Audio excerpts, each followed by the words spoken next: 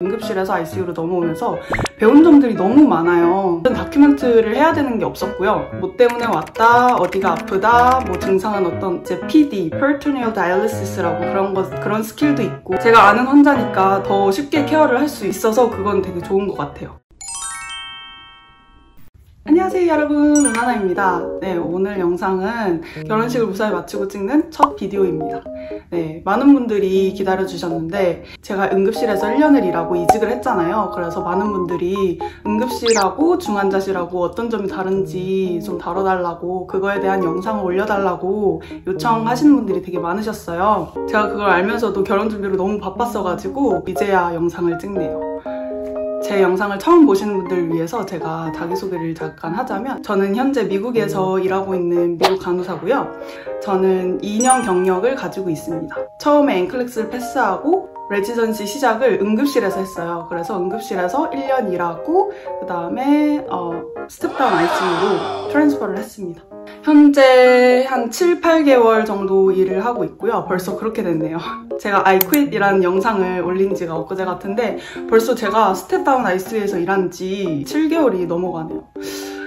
네, 아무튼 저는 그 경력을 가지고 있고요. 네, 일단 거두절미하고 제가 응급실에서 일했을 때랑 중환자실에서 일했을 때랑 어떤 점이 다른지 제 의견을 반영해가지고 여러분들께 말씀해드리도록 하겠습니다. 자, 일단 스텝다운 ICU에서 제가 어떤 일을 하는지 알려드릴게요. 이제 클락인을 해서 병원에 도착을 하면 먼저 리포트를 받고, 이제 응급실이랑 다르게 ICU 리포트를 받을 때는 한 15분, 20분이 걸려요. 저희 유닛 같은 경우에는 스텝다운이라서 한 간호사당 3명을 맡고 있거든요. 그래서 응급실 같은 경우는 한 3분? 빠르면 3분, 늦으면 5분 사이에 리포트를 주는 게 끝났다면, 이제 ICU에서는 세세하게 헤드투 리포트를 받으니까 조금 더 시간이 훨씬 많이 걸리고요. 제가 나중에 리포트 시트도 보여드릴게요. 그리고 일단 다큐멘테이션 하는 게 달라요. ICU에서는 이제 every 4hour마다 다큐멘트를 해야 돼요. 어세스먼트 다큐멘트라고 하죠. 그래서 respiratory, cardiology, skin check, 그리고 뭐 neurology, GI, 이제 그런 부분들을 다 다큐멘트를 해주셔야 돼요. 7시, 11시, 새벽 3시 이렇게 해요. 저는 나이트 시프트거든요.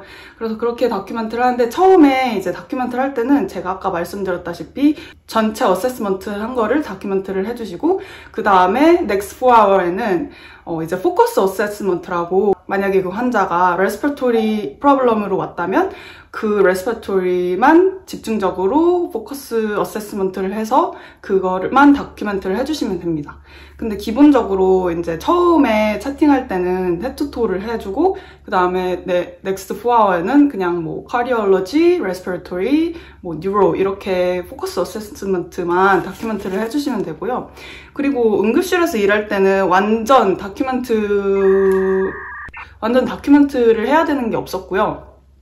그냥 이제 트리아지 때 뭐 때문에 왔다, 어디가 아프다, 뭐 증상은 어떤 게 있다, 언제부터 onset이 언제냐, 그러니까 언제부터 그 심점이 시작됐는지, 뭐 메디컬 히스토리는 어떤 건지 이런 것들만 물어봤다면, 이제 응급실에서는 다큐멘트를 하는 게 센텐스를 써요. 그래서 Nursing Narrative Note라는 그 프로그램을 이용해서 센텐스로 씁니다.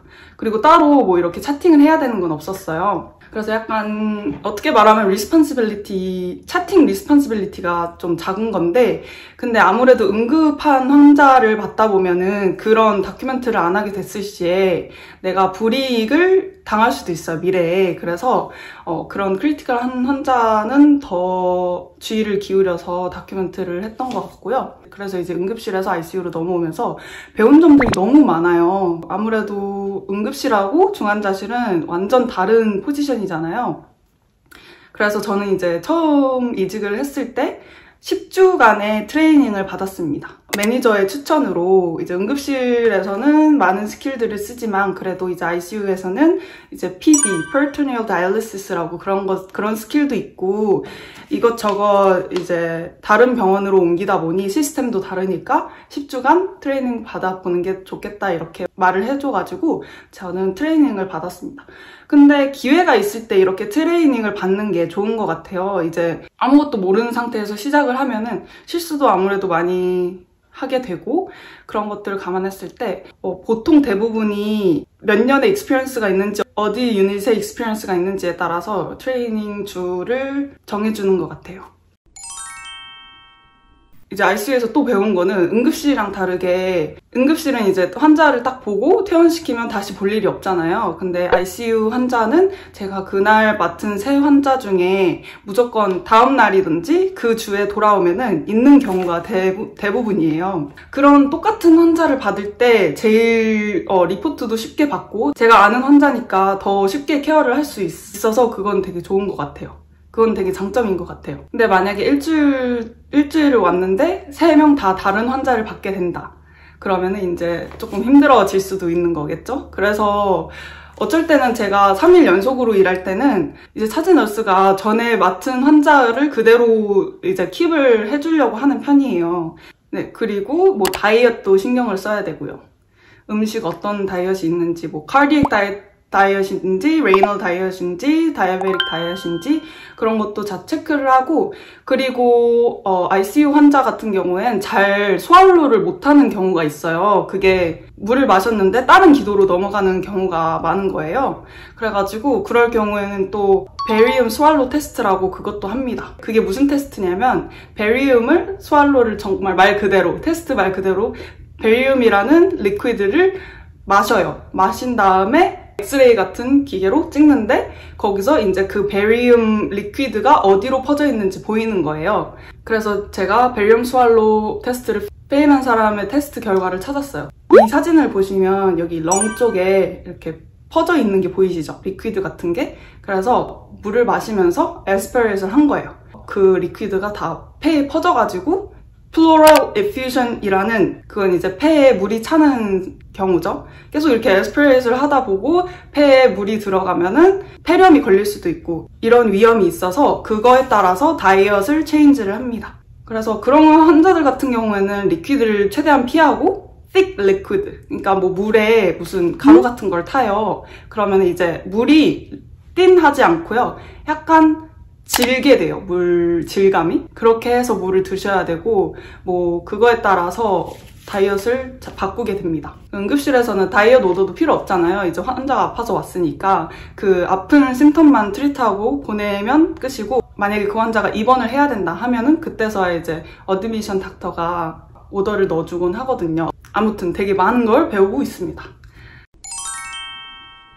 그리고 또 ICU에서는 레스피레토리로 넘어가자면 이제 힐릿 하이플로우, 벤티 마스크, 바이패 이런 경우를 되게 흔하게 볼 수 있어요. 그래서 처음에 이제 ICU에서 시작할 때 벤티 마스크 몇 퍼센트, 몇 리터, 몇 퍼센트 이렇게 말해주거든요.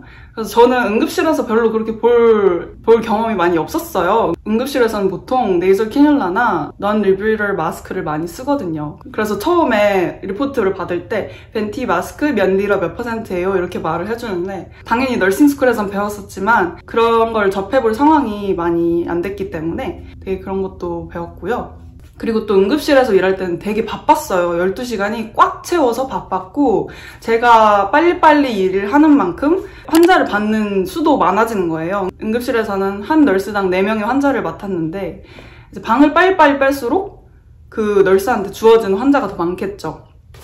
그래서 나중에는 약간 익스피리언스 있는 널스들은 좀 일부러인지 뭔지는 모르겠는데 좀 깨를 써가지고 힘든 날에는 약도 좀 천천히 주고, 급한 경우 아닐 때는 좀 그렇게 해서 좀 딜레이를 하는 것 같아요. 근데 응급실 간호사이면은 솔직히 빨리빨리 방을 빼야 되는 게 맞아요. 왜냐면 거기 응급실에서 기다리는 환자가 많았을 때는 밀리잖아요. 그래서 뭐 엄청 밀렸을 때는 차지너스가 푸시를 하기도 하는데, 뭐 제가 경험한 바로서는 빨리빨리 일하는 간호사가 더 힘들다 그거였어요.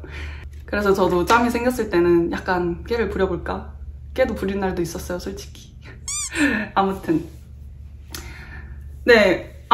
응급실에서는 되게 힘들었어요. 이제 제가 그때도 나이 시프트였는데 이제 끝나고 아침에 오면은 무조건 뻗었어요. 무조건 바로 잠이 드는 거예요. 너무 힘드니까. 그래서 심적으로도 많이 힘들었고, 팔다리가 막 쑤시고 너무 많이 걸어 다녀야 되니까 이제 응급실에서는 닥터들이 그때그때 심텀을 보고 처방을 해주잖아요. 그래서 스케줄대로 약을 줘야 되는 게 아니고 그때그때 줘야 되니까 하나의 약 오더가 들어갔는데 3분, 5분 뒤에 다시 또 다른 약을 프리스크립션을 해주고 다른 약을 또 오더가 들어오면은 또 들어가서 줘야 되고 들어가서 줘야 되고 그래서 들락달락 해야 되는 게 좀 많았어요. 제가 일 끝나고 핸드폰에 몇 보를 걸었는지 보잖아요. 그러면 10,000보는 기본으로 걸었던 것 같아요. 그만큼 정말 너무 힘들었지만 제 적성으로서는 좀 맞았던 것도 있는 것 같아요. 근데 제가 ICU로 넘어간 이유는 이제 응급실 말고도 중환자실에서도 익스피리언스를 해보고 싶었고 제가 스텝 다운으로 먼저 간 이유는 이제 중환자실하고 응급실하고 너무 상반되는 유닛이다 보니까 먼저 스텝 다운해서 일을 하고 그 다음에 ICU로 넘어가자 그런 생각이 있어서 이직을 했고요. 그리고 또 하나는 제가 대학원을 갈 생각을 하고 있어서 MP로도 관심이 있고 이제 CRNA로도 관심이 있어서 어쨌든 ICU 경험이 필요하겠다 해서 이렇게 이직을 하게 된 거거든요. 근데 저는 ICU 스텝다운으로 이직을 한 게 너무 정말 큰 기회였던 것 같고 제가 너무 잘한 선택인 것 같아요. 왜냐면 응급실에서 일하게 되면은 좀 아무래도 한정적이에요. 이렇게 크리티컬 엄청 막 아파서 온 사람들 위주로 보기는 하지만 약간 느낌이 딱 환자 오면은 빨리 피 뽑아야 되고 빨리 심전도 해야 되고 빨리 약 줘야 되고 엑스레이 오더나 CT 오더 들어가면은 만약에 그 환자랑 같이 CT를 가야 되면 또 갔다 오고 처리를 하다 보면 정작 리절트 체크하기도 전에 환자를 올려보내라고 하는 경우도 있어요. 다반사죠 뭐. 그건 이제 응급실 널스가 그만큼 바쁘니까 내 환자를 케어하기 바쁘니까 엑스레이 보내고 나면 바로바로 결과를 체크를 못하는 경우가 많아요. 그래서 이 환자 올려보내야 돼 하면은 또 이제 그 환자 트랜스퍼 준비하느라 또 시간을 보내고 이러다 보니까 약간 제가 느끼는 게 일 처리만 좀 많이 하고 몸적으로 힘들고 이 환자에 대해서 좀 많이 알아볼 시간은 없다. 그리고 이제 리절트 결과가 나오면 이거를 트리트하는 이제 프로그레션도 알고 싶은데 그런 걸 알기도 전에 이제 환자를 올려보내니까 네, 그런 점이 좀 아쉬웠던 것 같아요. 근데 응급실에서 일하면 한 가지 확실할 수 있는 거는 스킬이 많이 늘어요. 빨리빨리 일할 수 있고 타임 매니지먼트도 잘 해야 되고 그리고 IV 스킬은 맨날 가면은 많은 환자들이 오니까 이제 IV 스킬도 늘고 그런 스킬을 배우는 것도 중요하니까 네, 응급실에서도 많은 점을 배웠지만 ICU에서는 더 많은 거를 배우고 있다. 저는 그렇게 느껴요.